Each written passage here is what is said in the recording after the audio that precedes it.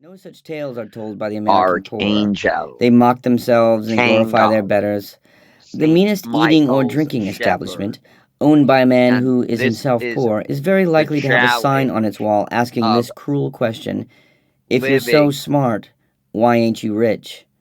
with a There will also be an Kangol American Shepherd. flag no larger than a child's hand, If I were glued to a human, lollipop stick and I would flying have from the cash much good register. to say to you now, The would author of the I, monograph, boy? a native of Schenectady, New York, was said by some to have the highest IQ of all the war criminals who were made to face a death by hanging.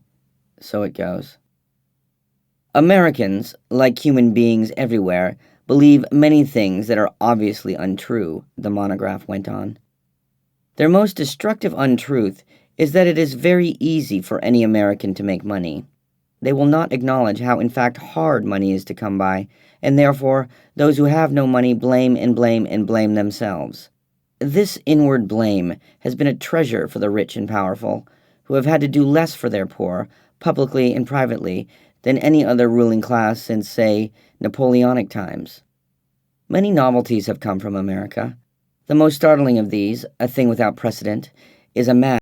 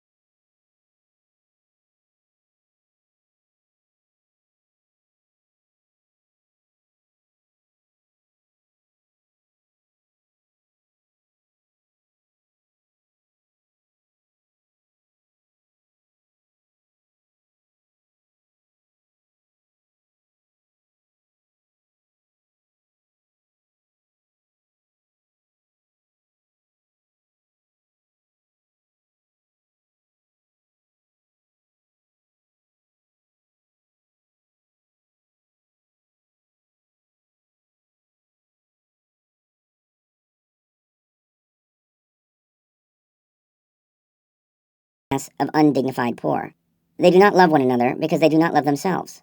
Once this is understood, the disagreeable behavior of American enlisted men in German prisons ceases to be a mystery. Howard W. Campbell Jr. now discussed the uniform of the American enlisted in World War II. Every other army in history, prosperous or not, has attempted to clothe even its lowliest soldiers so as to make them impressive to themselves and others as stylish experts in drinking and copulation and looting and sudden death. The American army, however, sends its enlisted men out to fight and die in a modified business suit quite evidently made for another man, a sterilized but unpressed gift from a nose-holding charity which passes out clothing to drunks in the slums. When a dashingly clad officer addresses such a frumpishly dressed bum, he scolds him, as an officer in any army must. But the officer's contempt is not, as in other armies, avuncular theatricality. It is a genuine expression of hatred for the poor, who have no one to blame for their misery but themselves. A prison administrator dealing with captured American enlisted men for the first time should be warned. Expect no brotherly love, even between brothers. There will be no cohesion between the individuals. Each will be a sulky child who often wishes he were dead. Campbell told what the German experience with captured American enlisted men had been. They were known everywhere to be the most self-pitying, least fraternal, and dirtiest of all prisoners of war, said Campbell. They were incapable of concerted action on their own behalf. They despised any leader from among their own number, refused to follow or even listen to him, on the grounds that he was no better than they were, that he should stop putting on airs, and so on. Billy Pilgrim went to sleep, woke up as a widower in his empty home in Ilium. His daughter Barbara was reproaching him for writing ridiculous letters to the newspapers. "Did you hear what I said?" Barbara inquired. It was 1968 again. Of course. He had been dozing.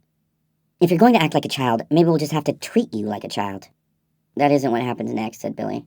"We'll see what happens next." Big Barbara now embraced herself.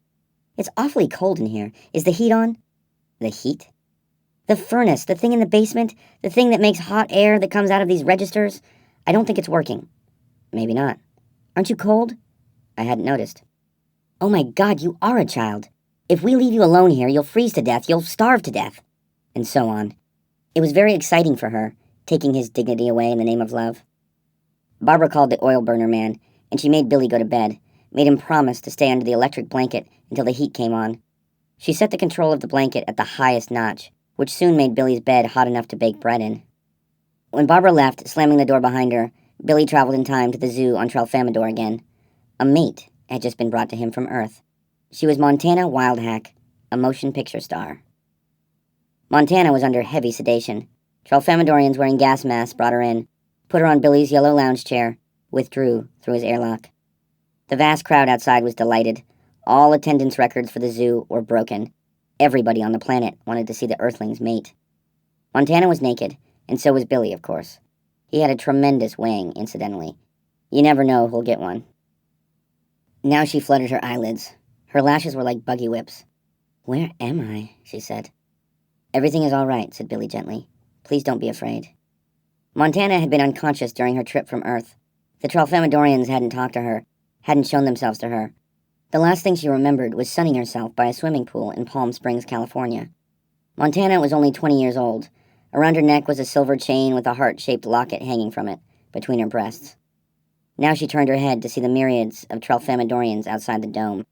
They were applauding her by opening and closing their little green hands quickly. Montana screamed and screamed. All the little green hands closed tight, because Montana's terror was so unpleasant to see. The head zookeeper ordered a crane operator, who was standing by, to drop a navy blue canopy over the dome, thus simulating Earthling night inside.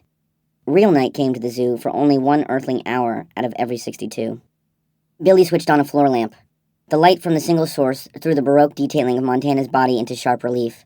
Billy was reminded of fantastic architecture in Dresden before it was bombed. In time, Montana came to love and trust Billy Pilgrim. He did not touch her until she made it clear that she wanted him to. After she had been on Tralfamadore for what would have been an Earthling week, she asked him shyly if he wouldn't sleep with her, which he did. It was heavenly. And Billy traveled in time from that delightful bed to a bed in 1968. It was his bed in Ilium, and the electric blanket was turned up high. Put him to bed, had told him to stay there until the oil burner was repaired. Somebody was knocking on his bedroom door. "Yes," said Billy. "Oil burner, man." "Yes." "It's running good now. Heat's coming up." "Good." "Mouse ate through a wire from the thermostat." "I'll be darned." Billy sniffed. His hot bed smelled like a mushroom cellar. He had had a wet dream about Montana Wildhack. On the morning after that wet dream, Billy decided to go back to work in his office in the shopping plaza. Business was booming, as usual. His assistants were keeping up with it nicely. They were startled to see him. They had been told by his daughter that he might never practice again. But Billy went into his examining room briskly, asked that the first patient be sent in. So they sent him one, a 12-year-old boy who was accompanied by his widowed mother. They were strangers, new in town. Billy asked them a little about themselves, learned that the boy's father had been killed in Vietnam, in the famous 5-day battle for Hill 875 near Dak To. So it goes. While he examined the boy's eyes, Billy told him matter-of-factly about his adventures on Tralfamadore, assured the fatherless boy that his father was very much alive still, in moments the boy would see again and again. "Isn't that comforting?" Billy asked. And somewhere in there, the boy's mother went out and told the receptionist that Billy was evidently going crazy. Billy was taken home. His daughter asked him again, "Father, father, father, what are we going to